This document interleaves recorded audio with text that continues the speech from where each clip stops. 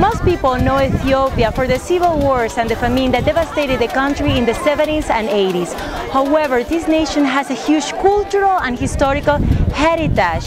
It is one of the oldest sites of human existence, is one of the largest coffee producers in the world, and is the home of over 80 ethnic groups.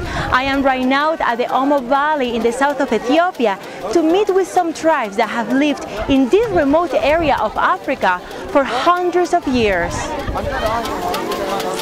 Ethiopia, an intriguing land, rich in history and beauty.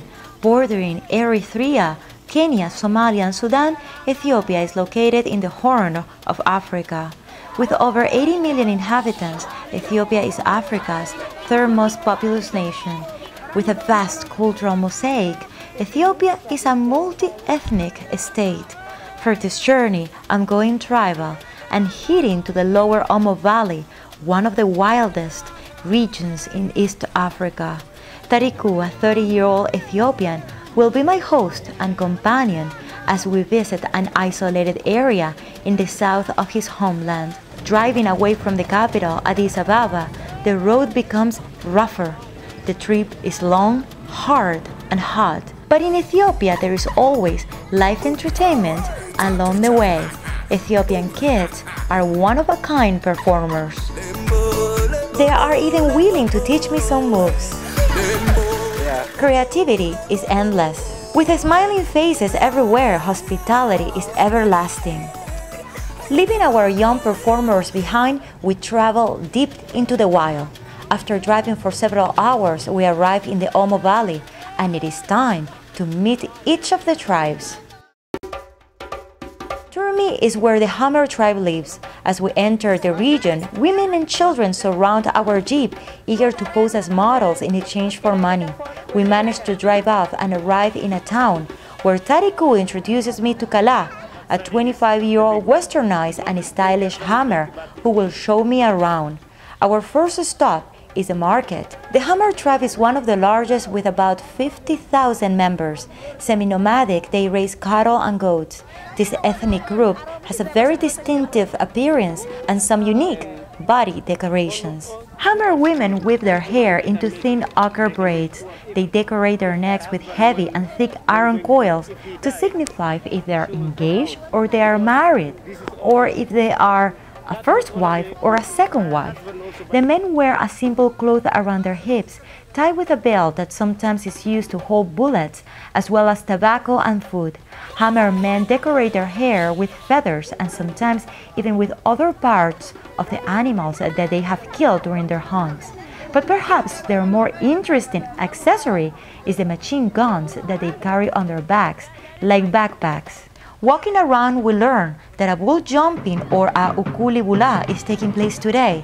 This ceremony is the most dramatic and important of all Hammer rituals. Hammer, if you didn't jump it, jumping bull jumping, you can't go into marriage. You can't call it a Hammer.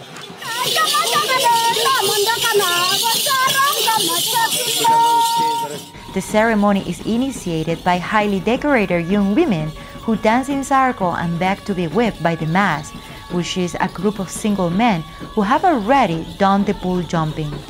Whipping is just a choice of the women. It's not choice of the man. So this is the show of how they love and how they like the boys. With their bodies covered with grease and their bare backs bleeding from upper wounds, these women eagerly ask to be whipped again and again.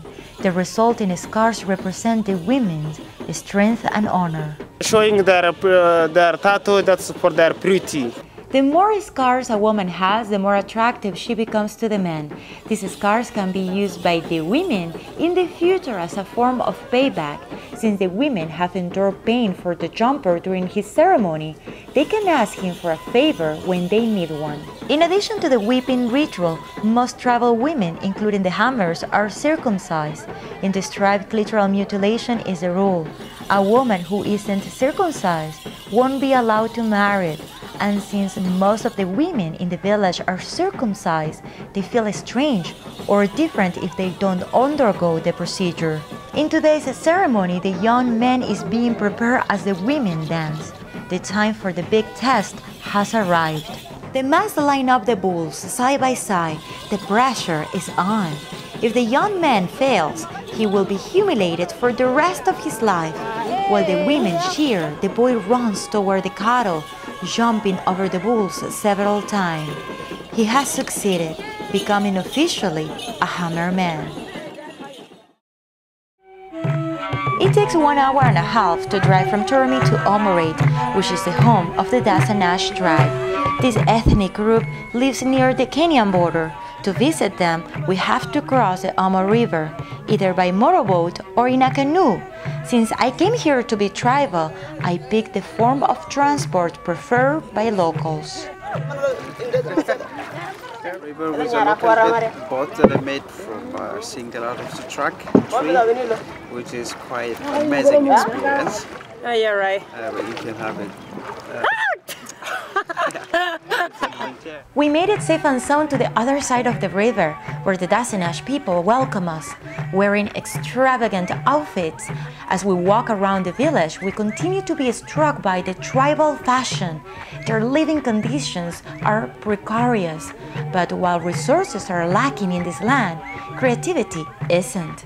When it comes to standing out in a crowd, anything goes. This group of women proudly wears costumes made of colobus monkeys. Although their outfits look rich, their homes are humble. Life is tough for the Dassanech tribe. These cattle herders have been losing their ancestral lands and their livestock due to disease and drought. This tribe is one of the few that is not defined by ethnicity. Any person can be admitted, but in order to join, both men and women must be circumcised. As Tariko and I continue to walk around the village, it is difficult to capture the activities on film because everyone wants us to take their photo for money. We finally meet someone who agrees to talk with us, an elder man who was all smiles and engaged in a heated debate with Tariku about how old we were, even though he had no idea how old he was. To the Dassanech, age doesn't really matter. Surviving each day is the only thing that really counts. Every week, people of different tribes gather in this market to trade their goods. With a population of 24,000, the Bana people are neighbors to the Hammer tribe. In this town, my guide is a young Bana boy named Lidet. These improvised tents show the various merchandise. But this market also serves as an opportunity to mingle and even find a potential wife. Although young, these boys with extravagant hairdos are looking for a bride. Lidet believes I have the potential to find a good Bana husband, but I need to do a better job of fitting in with the crowd. And when I least expect it, I meet a tribal fashionista with a clothing tent willing to do a complete tribal makeover on me. The first step is a cow skin skirt. It's not fancy enough. She decorates my hair with a band. Over that is placed another piece of animal, decorated with shells. Wanting more, but she places a necklace. But a tribal girl is not complete without a huge jar on her arm. I turn around, waiting for the crowd's approval. Not only am I one of them, I am now ready to meet a potential husband. The Mursi tribe lives in one of the most isolated regions of Ethiopia, near the Sudanese border. They are considered to be the most aggressive tribe and are known for their unique definition of beauty. After passing through the checkpoint, we get into no man's land. It is arid, hot, secluded. This environment looks so hostile to life that it is inconceivable that humans could actually live here. Suddenly, we start seeing the first signs of human existence. We stop at one compound, and as soon as we get out of the car, we are surrounded and almost attacked by people. Recording in the Mursi tribe has to be one of the most difficult things because people come and jump over you, asking you to take their photos.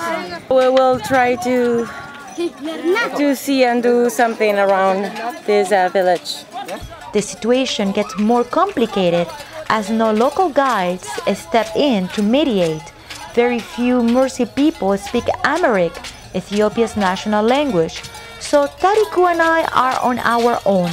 Apart from the very few tourists who make it to this very remote region, the Mursi people have very little contact with the outside world. While only about 40 people live in this village, there are about 10,000 Mursi in the Omo Valley. Their way of life seems to have changed little for hundreds of years. The group of boys, when they are transforming from childhood to adult, they will make a kind of ceremony which is called donga, stick fighting. The stick fight is also a way to seduce women. The winner of the fight will be able to pick the girl he wants to marry. Mursi women are well known for wearing huge plates on their lower lip.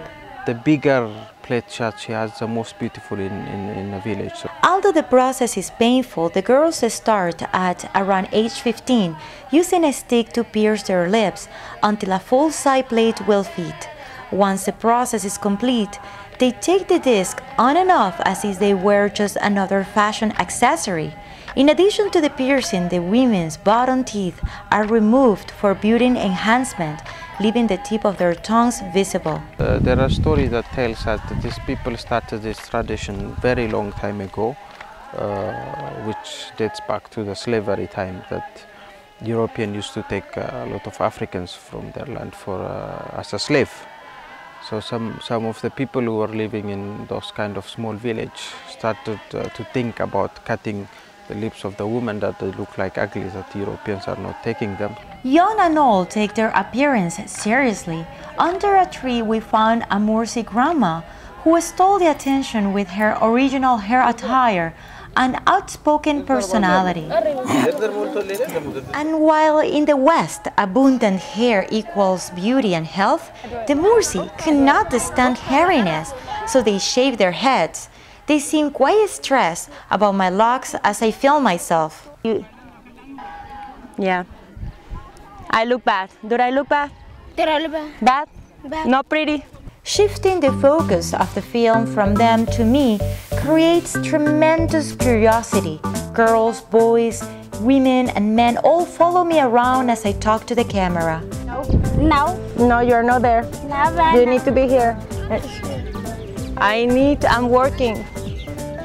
I'm working. Estado cultural e histórico. Having the inquisitive onlookers around broke the ice with the rest of the Mursi. I have to be in the camera. You cannot be in the camera. I have to be in the camera because I'm the reporter.